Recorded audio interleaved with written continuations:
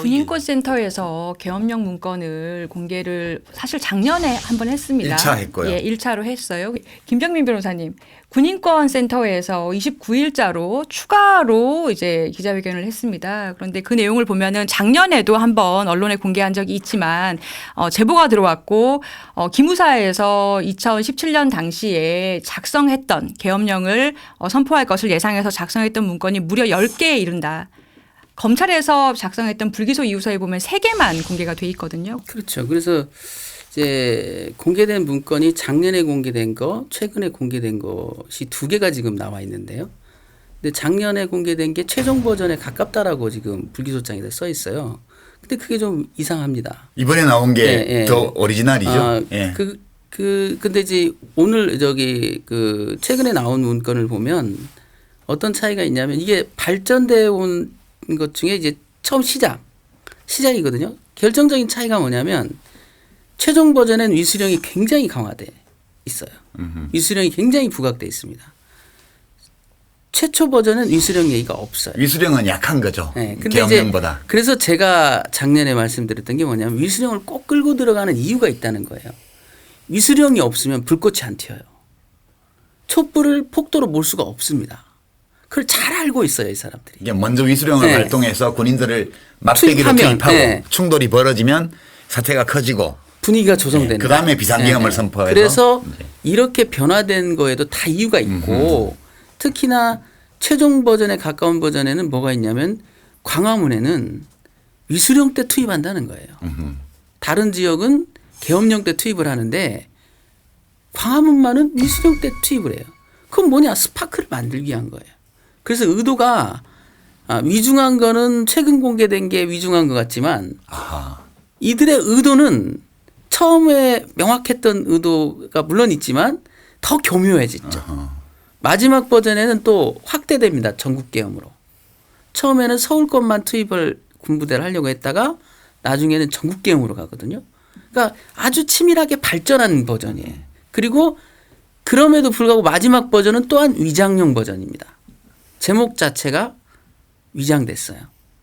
그 제목은 전시 계엄 및 합성무 방안은 매년 이 사람들이 정기적으로 만드는 문건의 이름이에요. 그래서 아주 정확하게 위장을 해놓은 거예요. 그리고 처음에 그게 그렇게 언론에 나니까 자기들끼리도 그런 얘기를 했대요. 이 문건 제목대로 가자. 웬만하면 이 대비계획 이 제목은 안 드러나게 하자. 이런 얘기도 있어요. 그러니까 위장의 의도가 명백하고 또 그런데 주목해야 될 부분은 뭐냐면 최근에 공개된 1차 버전이 경각심이 좀 떨어졌던 거죠. 의도가 명확하게 나와요. 계엄을 준비하겠다. 최종 버전은 마치 애매한데 애매하게 바꿔놓은 것 같지만 초기 버전에는 그 의도가 명확합니다. 그래서 이거는 이제 다만 한 가지 if라는 전제는 있죠. if.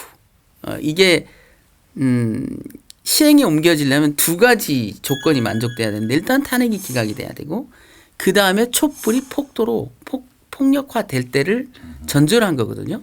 그러니까 그게 만족이 안 됐으니까 죄가 안 된다라고는 할 말이 없어요.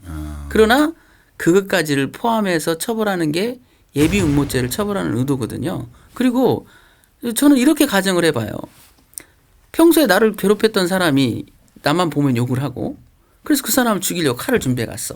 오늘 또 욕을 하면 내가 죽여버리겠다. 다행히 욕을 안 하네.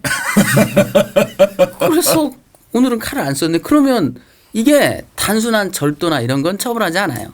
실행에 이르지 않았기 때문에. 그러나 살인죄는 처벌합니다. 왜? 생명이 소중하니까. 아예 싹을 잘라버리겠다는 거예요. 내란도 마찬가지입니다. 워낙 그 내란죄의 폐악이 너무 크잖아요. 사람도 죽죠. 한 30년간 그 여파가 있죠.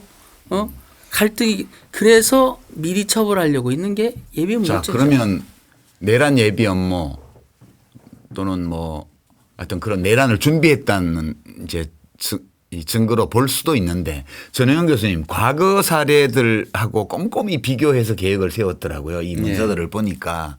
근데 이번 나온 문서에서 이번의 계엄령 준비 계획 이것이 내란을 예비했다는 혐의로 혐의를 둘 수 있는 요소들이 좀 있죠, 확실하게. 어떤 거를 그렇게 보세요? 일단 좀 그것부터 좀 짚고 넘어가죠. 그러니까 위수령 계엄령 우리 시청자분들 워낙 이제 옛날 얘기라서 이해 못하실 것 같은데 위수령은 이제 군사적으로 필요한 시설 또는 중요하다고 판단하는 시설을 군이 지정해서 거기를 군이 접수해서 경비하는 것이 그러니까 위수령이죠. 청와대 같은 곳. 그러니까 이제 청와대 일원이라고 하는 데를 위수 대상으로 하면 청와대에서 가까운 광화문까지도 위수령 발동 지역으로 해서 군이 경기할 수가 있다. 군이 경찰 대신 막을 수 있다. 이런 이제 이야기죠.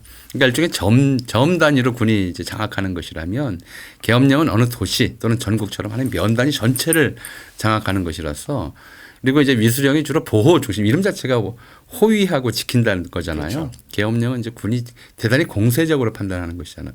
그리고 둘 다 이제 굉장히 군사적 관점이 지배하는 것인데 그래서 이 관점에서는 지금 변호사님 말씀하신 건 마찬가지인데요.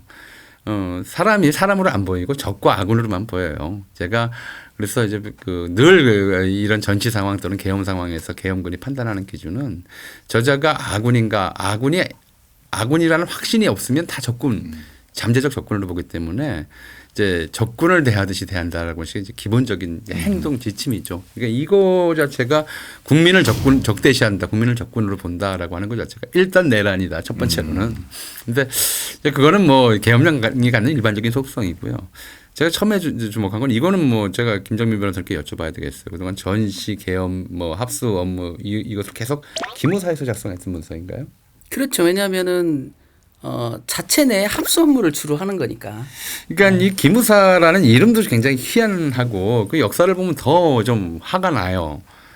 그러니까 아시다시피 아시나? 보안사죠, 옛날에는. 보안사령부였죠. 모르실 수도 국군 있을 것 보안사령부. 같아요.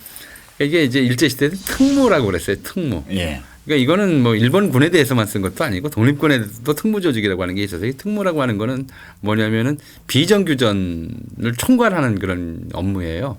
그러니까 이제 정보 수집, 역선전, 이간질, 요인 암살, 그다음에 이제 시설 파괴 이런 것들을 몽땅 묶어가지고 특무라고 했어요. 그러니까 일제시대 일제강점기에 우리 독립운동가들한테는 일본 군 전선을 피해서 우리는 우리 독립운동가가 싸웠으니까 일본 군보다도 특무가 무섭죠. 그러면 무서울 뿐만 아니라 징글징글하고 이놈은 이게 이제 원수였어요. 그러니까 특무대라는 이름 자체가 일본군에서는 특무대가 독립군 잡는 가장 악질적인 이제 부대였었고 수법도 굉장히 악질적이었어요. 그러니까 이제 뭐 거짓 선전, 밀정 관리도 특무에서 했던 것이고 또 뭐 다양한 이제 헛소문을 퍼뜨려서 독립 내부 이간시키는 것도 특무에서 했던 것이고요. 하는 일들이 주로 그랬었거든요. 근데 사실 이 보안사 전신이 처음에는 이제 국방경비대 정보과에서 출발을 해가지고 6.25 전쟁 거치면서 이게 이름이 특무대로 바뀌어요. 이 특무부대를 맡았던 사람이 김창룡이라는 사람인데 아주 해방 당시에 이제 25살밖에 안 됐었고요. 1920년생이니까. 특무대 만들어줄 때 30세. 아주 젊은 친구였었는데 이게 일본군 특무가 하던 것을 그대로 배워가지고 이제 뭐 가짜 간첩 많이 만들고 뭐 이런 일들 많이 했다고 그래서 또 이제 정치적 모략 사건들 다 수행하고 이승만이 무척 좋아했죠. 그리고 유신 때나 50 때도 보안사에서 만든 가짜 간첩이 엄청 많았어요. 아니, 그러니까요. 수십 건입니다. 이게 특무대가 일본군이 하던 특무 일을 그대로 끌고 온 거예요. 그러니까 전쟁 시기에는 이게 뭐 불가피하다고 사람들이 생각했는지 모르겠지만 그때도 워낙 이제 이 김창룡의 특무에 대해서는 말이 많았었고 그리고 56년인가 자기 부하에서 암살당하죠. 근데 김창룡 특무의 묘비를 이승만이 써줬고 따로 이제 사설묘지에 묻혀 있다가 91년 노태우 정권 때 당시 국군 기무사의 요청에 따라 대전 국립묘지로 이장이 돼요. 이런 사람을 국립묘지에 묻어놓는 게 말이 안 되는데 근데 그걸 본따서 그게 보안사가 됐다가 보안사에서는 이제 전두환이 보안사령관 겸 중앙정보부장 겸 합동수사본부장을 하면서 대통령을 해먹죠. 그러니까 그게 이제 윤석열 이병의 그 보안사 민간인 사찰 사건 폭로되니까 이름을 바꾼다고 바꾼 게 기무사였잖아요. 아 그렇군요. 근데 이거 더 말이 안 돼요. 기무에서 기자는 원래 배틀이라는 뜻이에요. 배틀로 하는 게 조직이잖아요.